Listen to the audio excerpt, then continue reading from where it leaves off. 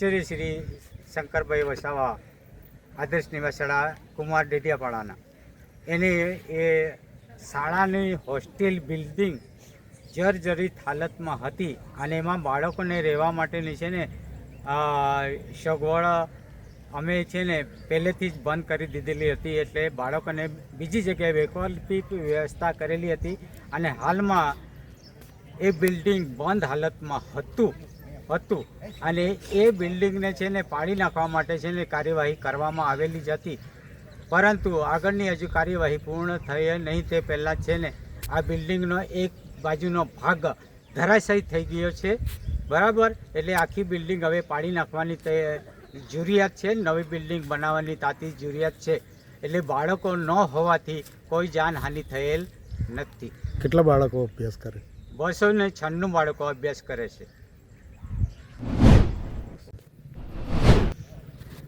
આજે ડેડિયાપાડા આદિજાતિ વિકાસ વિભાગ સંચાલિત આદર્શ નિવાસી શાળા કુમારનું જે છાત્રાલયનું બિલ્ડિંગ હતું તે આજે 30 થી 40% પડી ગયું છે. આ જ છાત્રાલયમાં 296 વિદ્યાર્થીઓ રહેતા હતા, અભ્યાસ કરતા હતા, પરંતુ અહીંના આચાર્ય અને એમના સ્ટાફની સૂચકતાને કારણે એ વિદ્યાર્થીઓને થોડા સમય પહેલાં જ અહીંથી બાજુના એક મકાનમાં શિફ્ટ કરી દીધા, નહીં તો આજે ખૂબ મોટી જાનહાનિ થવાની હતી. અહીંના સ્ટાફ દ્વારા અનેકવાર સરકારોને રજૂઆત કરી છે કે આ ખંડેર બિલ્ડિંગ જે એક ભ્રષ્ટાચારનું પ્રતીક છે, આજે આ બિલ્ડિંગનું કામ 1992-93માં શરૂ થયેલું અને આટલા જ વર્ષમાં આ બીજી વાર ધરાશાય થઈ ગયું છે. અનેકવાર પત્રો લખ્યા છે નવી છાત્રાલય બાબતે, પણ આદિજાતિનું કરોડોનું બજેટ હોવા છતાં પણ આજે પણ છાત્રાલય નથી બનતું. આ તો સારું કે સ્ટાફની સમય સૂચકતાના લીધે આજે આ બાળકો બચી ગયા છે, નહીં તો આ જ બિલ્ડિંગમાં કપડાં સૂકવવાથી લઈને તમામ પ્રવૃત્તિ બાળકોની ચાલતી હતી. એટલા માટે અમે કહીએ છીએ કે આદિવાસીઓનું કરોડોનું બજેટ હોવા છતાં આદિવાસીના શિક્ષણ હોય, છાત્રાલય હોય કે એની વ્યવસ્થા સરકારે ધ્યાન નથી આપતું, જેનું આ પરિણામ છે. સ્ટાફના દ્વારા અનેકવાર પત્ર વ્યવહાર કરવામાં આવ્યો છે જર્જરિત બિલ્ડિંગને લઈને, છતાં કોઈ જાતના એના સમારકામ, એનું રિપેરિંગ કે નવા બિલ્ડિંગ માટે કોઈ જાતનું એ નથી. ત્યારે અમે આનો સખત વિરોધ કરીએ છીએ અને કુદરતની દયાથી કોઈ જાનહાનિ નથી થઈ, એ સારી બાબત છે. પણ આવા જ દરેક આદર્શ નિવાસી શાળાઓના બિલ્ડિંગો જર્જરિત હાલત છે. આ ભ્રષ્ટાચારના બિલ્ડિંગો તમે જોઈ શકો છો. આટલા વર્ષમાં આટલું કરોડોનું બિલ્ડિંગ તૂટી જાય તો ક્યાં સુધી એમાં ચોક્કસ અધિકારીઓ હોય, એના કોન્ટ્રાક્ટરો હોય કે અહીંના સ્થાનિક નેતાઓના ભ્રષ્ટાચારના લીધે આજના આદિવાસી બાળકોને આ ભોગવવું પડતું.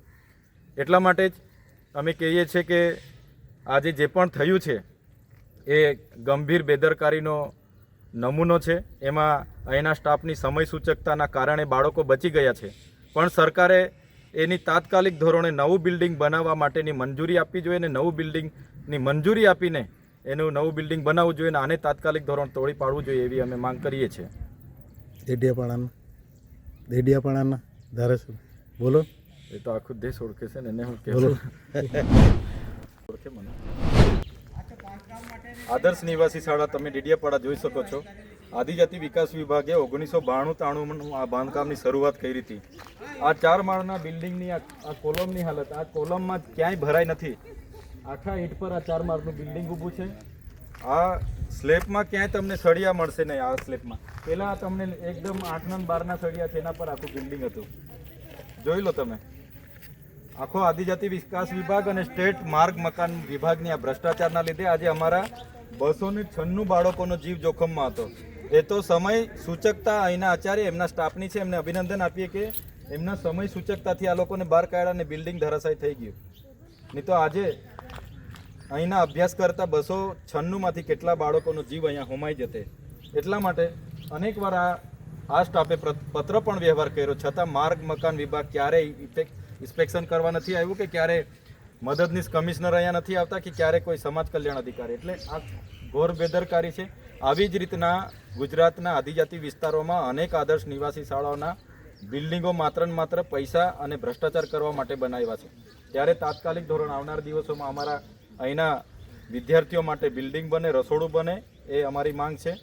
અગર આમ નહીં થશે તો ચોક્કસપણે આવનાર દિવસોમાં અમે સરકાર સામે જે પણ આંદોલનો કરવા પડશે તે કરીશું અમે. દિવસોમાં તમારામાંથી થોડા રાજકીય ક્ષેત્ર પણ હશો, બિઝનેસમાં હશો, સારા ખેડૂત પણ બનશે એવી શુભેચ્છાઓ. પણ આજની જે ઘટના ઘટી એ બાબતનું કોઈ મગજમાં ચિંતા કરવાની જરૂર નથી. અમે જ્યાં પણ રજૂઆત કરવાની થશે અમે કરીશું. બરાબર છે? સારું, તો અમે અહીંયા હવે રજા લઈએ છીએ. જ્યાં જ્યાં અમારે કહેવાનું હતું ત્યાં ફોનથી વાત થયેલી છે. જેવી કાલથી બધી જ ઓફિસો ચાલુ થશે, જે લેખિતમાં કરવાનું હશે એ પણ અમે કરીશું.